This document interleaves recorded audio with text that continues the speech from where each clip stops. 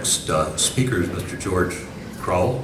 Thank you very much. I appreciate very much your invitation to speak to you this afternoon. When I originally applied to come to this conference, I expected just to be a participant, so very pleased to have a chance to speak as well. That's always a good thing. I taught in the field of social ethics primarily at the University of Windsor for a long time, between 1968 and 1996, when I retired, and I dealt with a wide range of current social issues. It wasn't until 1994 that I became alerted to the possibilities, the incredible possibilities for social justice that could come through a change in our monetary policy. I met John Hodson when he was speaking at the City Council in Windsor, Ontario, calling for the council to ask the government, the federal government, to use the powers of the Bank of Canada to provide interest-free loans to municipalities for infrastructure projects that would greatly relieve their burdens. Most infrastructure projects are carried out through borrowing from the private sector at interest and paid for 2 or 3 times over. This would require only a single payment. So this impressed me, and I worked in a variety of ways to make this concept known. I attended the convention of the New Democratic Party in 1995, and with some others we got through a resolution that the New Democratic Party would support this kind of monetary policy change. Unfortunately, the party leaders and the members of parliament of the NDP never have spoken publicly about this issue, so that was a disappointment. We also got through a resolution through an annual meeting of the Council of Canadians, which represents 100,000 people across Canada. It has a marvelous spokesperson and chairperson, Maud Barlow, who's done a fantastic job dealing with NAFTA and with the problem of water in our world. But she understands monetary policy, but has never taken it on herself to deal with it, even though we passed a resolution there that it should be made part of the mandate of the Council of Canadians. And then just recently, I have met the leader of the Green Party of Canada, Elizabeth May, and she asked me to be on her monetary policy team, and we provided her with a platform statement that has not yet been approved by a convention of the party, but which she has responded to very positively. So these are all efforts that I've made. And then another effort that I'll want to stress today more is an effort to reach the churches, especially the Christian churches, religious organizations, but especially the Christian churches, with this message as well. Now, Stephen asked me to speak. I really felt that there were 2 tasks he wanted me to do. The title of this session is Usury, revisiting usury, and so I'm willing to say something about that, but I really also want to say something about possibilities for working through the churches to bring about change in the direction of a monetary policy such as the AMI is recommending. Now, let me just say some things then about usury. I was pleased that Stephen has had us define usury, not simply as the taking of interest or excessive interest, but along the lines of William Grider in his talk with Bill Moyers on the PBS Bill Moyers Journal. in which he said, usury is rich people taking advantage of poor people on terms that are sure to make them fail. Or we could say, usury is the manipulation of money systems by a few in order to gain wealth and power by exploiting and abusing other people. Or simply, usury is the unjust use of money systems. Now the problem is not just one of personal immorality. The fundamental problem is much more deeply rooted in powerful institutional structures which channel human behavior of individuals. And this is what religious institutions need to emphasize, and indeed which is being emphasized a good deal. During the 20th century, usury became entrenched on a scale more massive and devastating than ever before in human history through the horrendous problem of third world debt. There's a book by John Perkins called Confessions of an Economic Hitman. Are you familiar? How many are familiar with this? Well, most of you know it, so this is that's very helpful. But for those of you who don't know it, let me just say some brief things about it. Perkins describes the process by which debt was incurred, or rather, to put it more accurately, it was imposed on third world countries. With the full collusion of the US government agencies, including the CIA and the NSA, agents of US corporations and banks went to leaders of third world nations offering huge loans for development projects, primarily infrastructure, including roads and electricity, not for the benefit of ordinary people, but for large corporations, mostly American. In January 1971, Perkins became one of those agents who described themselves as EHMs, economic hitmen, who was pushing these loans on third world countries. There was no illusion on his part that EHMs would promote genuine development, pulling people out of poverty and providing them with an abundance of the good things of life. The woman who trained Perkins for his EHM role described his work quite bluntly. She said, "We are a small, exclusive club. We're paid, well paid, to cheat countries around the globe out of billions of dollars. A large part of your job is to encourage world leaders to become part of a vast network that promotes US commercial interests. In the end, those leaders become ensnared in a web of debt that ensures their loyalty. We can draw on them whenever we desire to satisfy our political, economic, or economic, or military needs. In turn, these leaders bolster their political positions by bringing industrial parks, power plants, and airports to their people. Meanwhile, the owners of US engineering and construction companies become very wealthy, very wealthy. Halliburton. Bechtel and Halliburton, exactly, right. It was fully recognized and fully intended that the debt could never be repaid, and that indebted nations would be held in thrall far into the future. It was fully expected that national leaders who accepted the loans would be greatly enriched, and that the great majority of their people who had nothing to do with incurring the debt would be impoverished more and more as they were forced into the struggle to repay it.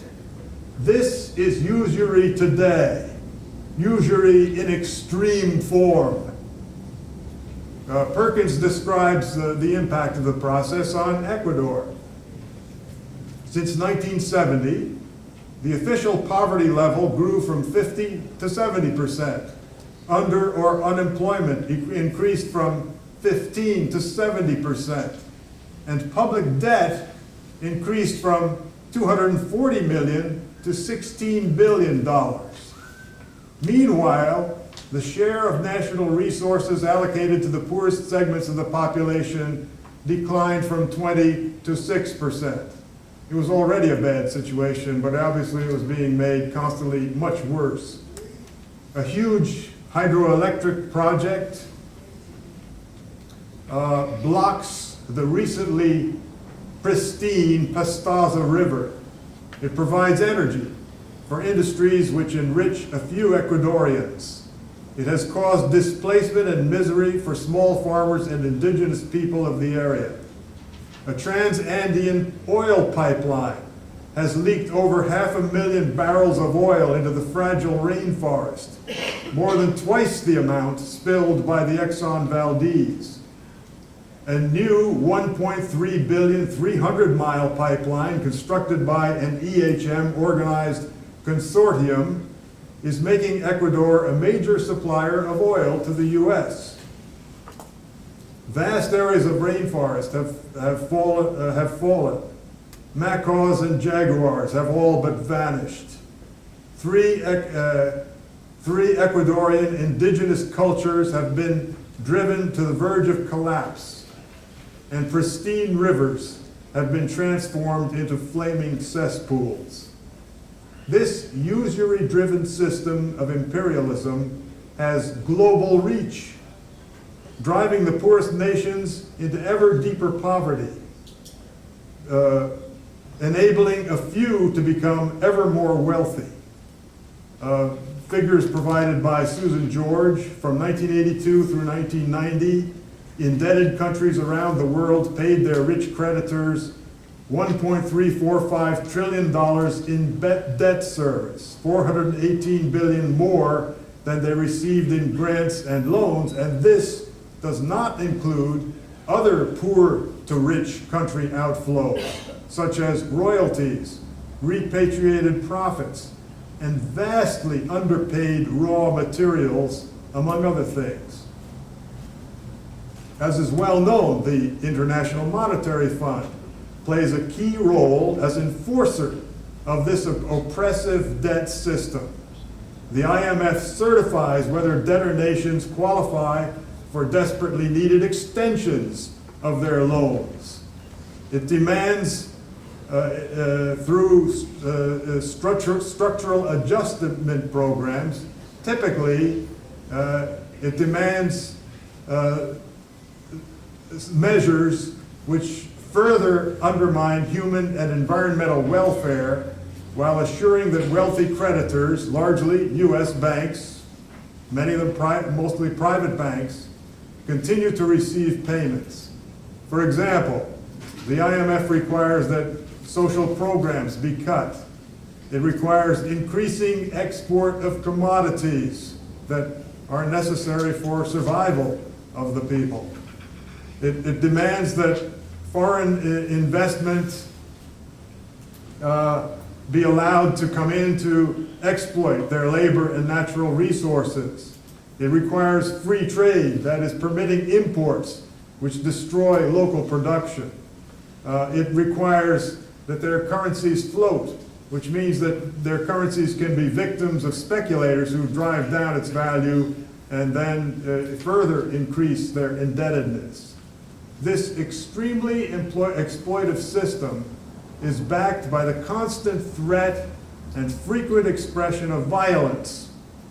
Any third world leaders who have the integrity and courage to resist the EHMs, the blandishments of the EHMs, run great personal risks.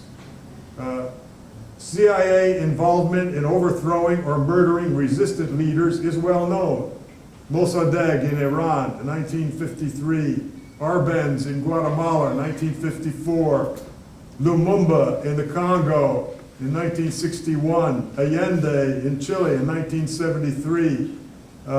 Perkins describes how he knew Roldos and Torrijos of Ecuador and Panama, and how in early 1981, both of them died in fiery plane crashes. And he points out that these have all the marks of CIA interventions. And there are many, many more examples of threats and use of violence.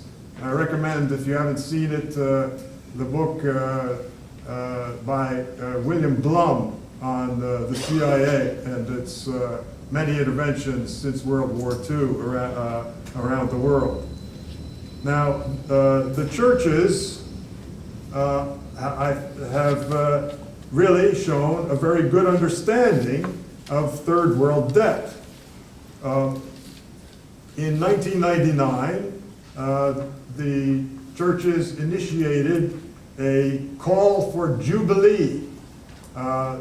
The Ecumenical Coalition for Economic Justice in Canada played a lead role in a global movement to have the debts of third world countries canceled. They pointed out, with somewhat different figures than I've just mentioned, that between 1981 and 1997, the less developed countries paid over $2.9 trillion in interest and principal payments. This is about 1.5 trillion more or double what they received in new loans. For every dollar that northern countries have provided in aid, over $3 has come back in the form of debt servicing. This is a massive transfer from the underdeveloped world to the developed world. An incredible expression of usury. Now this campaign that the churches started had a petition that they called on people to sign, and they got a great number of signatures around the world for it. We, the undersigned, believe that the start of the new millennium should be a time to give new hope to the impoverished people of the world. To make a new beginning, we believe it is time to cancel the backlog of unpayable debts of the most impoverished nations. We call upon the leaders of lending countries to write off these debts by the year 2000. We urge these leaders to take effective steps to prevent high levels of debt building up again. They should promote sustainable economic and social development instead of supporting measures demanded by international financial institutions that erode healthcare, education, and the environment, further impoverishing the poorest populations of the world. Now, this campaign was carried forward. I'm not quite sure what impact it had. I know that world leaders were provoked into paying attention to the campaign, and there were some, at least token efforts to reduce the debt of third world nations.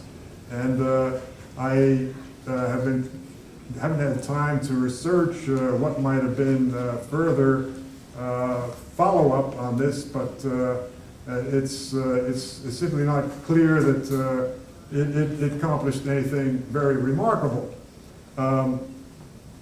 Now you might ask, to what extent were local congregations involved in this movement?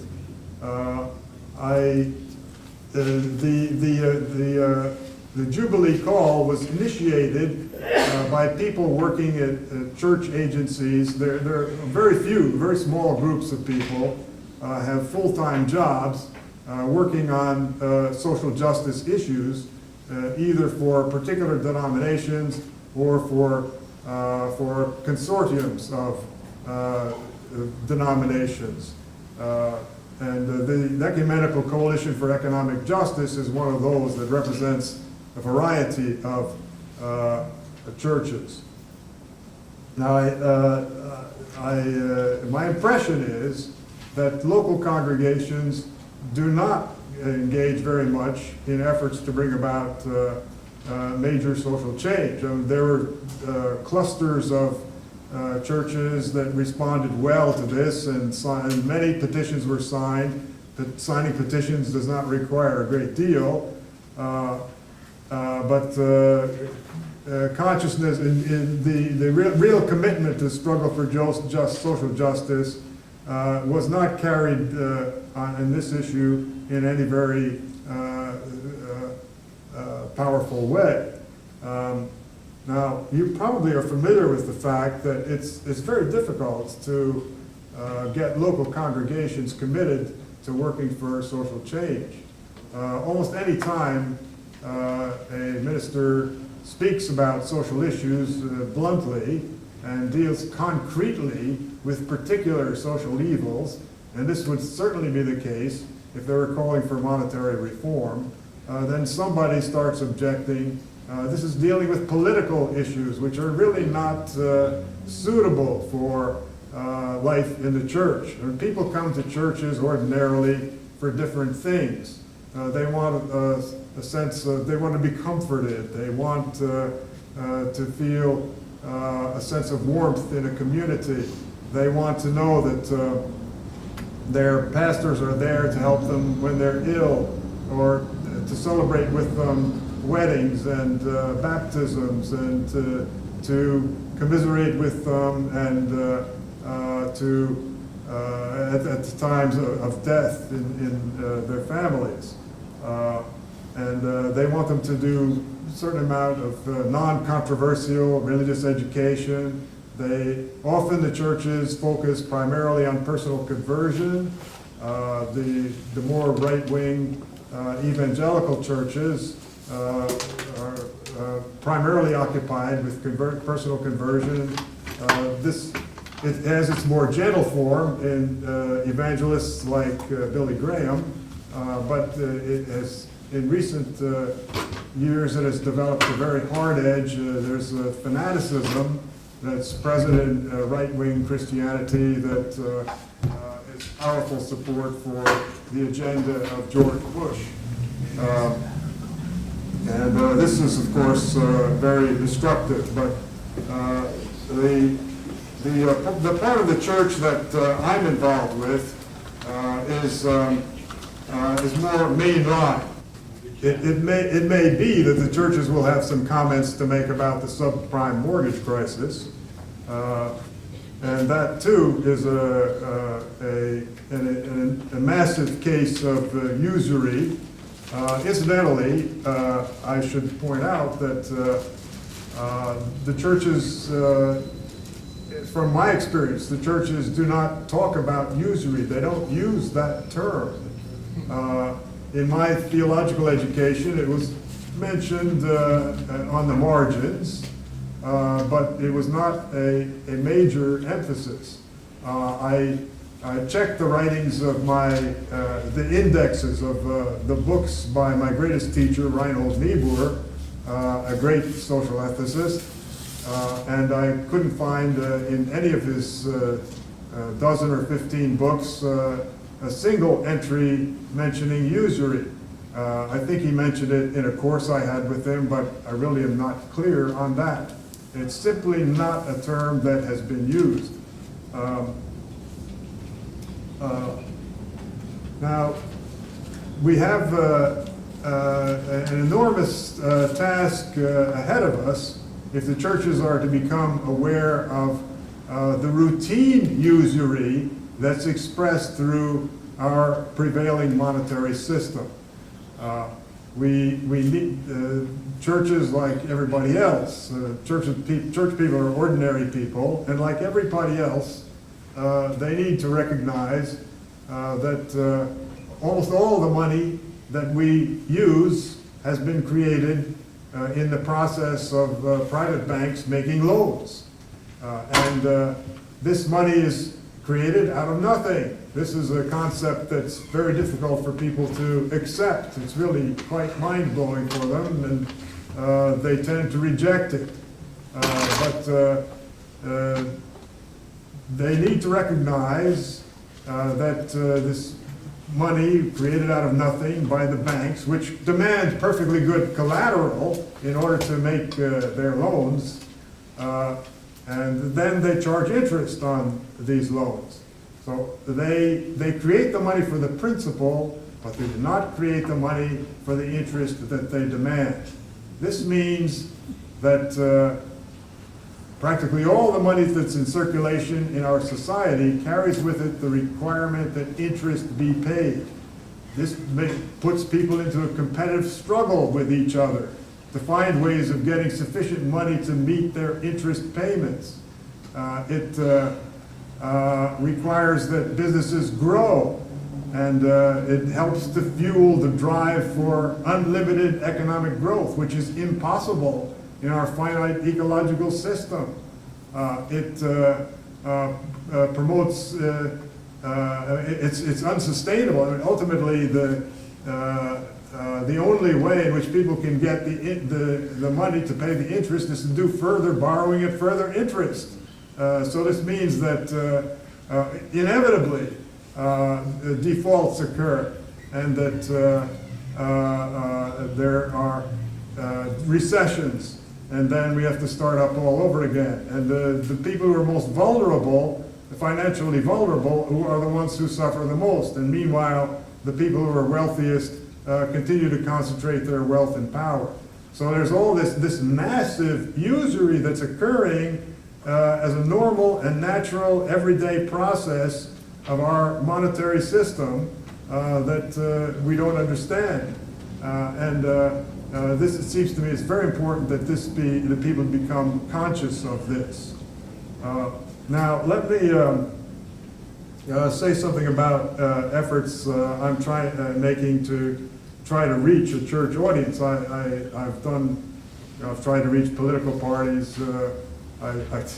I wrote an article in the Canadian Association of University Teachers Journal, which goes out to all professors across Canada at a time in the 1990s when our funding was being cut. And I pointed out the possibility of a change in monetary policy, making these cuts unnecessary. I hoped for some response. I hoped even that some economists would object to what I said, at least to get some attention to it. But there was absolutely no response whatsoever. It's a frustrating business, as I'm sure you all know. Now, I'm a member of a professional organization that I think can play a strategic role in getting the churches conscious of this problem. The organization is the Society of Christian Ethics. It will be meeting in Chicago. It meets annually, and it will be meeting in Chicago in January of 2009. And that'll be its 50th meeting. I've been a member for 42 years, and I have made a number of efforts to raise the consciousness of my members, fellow members in this organization. Now, there are 900 members, about 450 attend an annual meeting. I know lots of them personally. They have many concerns. There are all kinds of issues, very important issues that they deal with. They deal with the theological and biblical roots for ethics. They deal with the problem of legalism. To what extent do we make decisions on the basis of pre-existing rules, and how rigid should we be about them? They do a lot of analysis of particular social issues. They've dealt a great deal, very creatively, with the problem of racism, and have included a lot of black people, have promoted theological education for black people who are now members of the society. They've encouraged women to become part of the society. It was originally a Protestant society, but now it's Catholic and Protestant. We meet jointly with the Jewish Society of Ethics, and we have some joint meetings, so we have that connection as well. And we have a lot of people with a lot of passion for social justice. Some of our members work for church agencies, church and society committees, or social justice offices in their churches, or in the National Council of Churches, or in the World Council of Churches. And they play key roles in helping to prepare materials to educate local congregations about crucial social issues and to get people involved in dealing with them. The rest of the members teach at seminaries and in universities in departments of religious studies primarily. So if we're to begin to raise consciousness about these issues, we need to reach the members of this society. I tried for 3 times to get a paper presented at the society on monetary policy, and finally, 3rd try, I got it accepted. In 2002, I gave a paper on